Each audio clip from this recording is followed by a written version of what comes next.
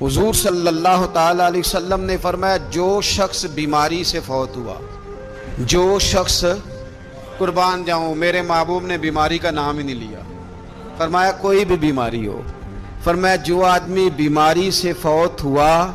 اللہ اسے شہادت کی موت عطا فرمائے گا،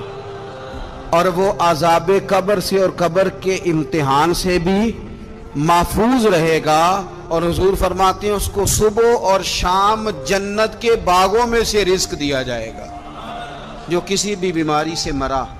یہ لوگ بیماری سے مر رہے ہیں تو لوگوں نے اچھوت سمجھ رہے ہیں، اچھوت، یہ اچھوت نہیں ہے، اس لیے کہ لوارث نہیں، یہ خدا رسول کے ماننے والے ہیں، تم انہیں اچھوت کہہ رہے ہو، اور مدینے والے رسول انہیں شہید فرما رہے ہیں۔ حضور نے فرمایا جو بیماری سے مرے شہید ہے، وہ قبر کے عذاب سے محفوظ رہے گا اور جنت کے باغوں میں سے اللہ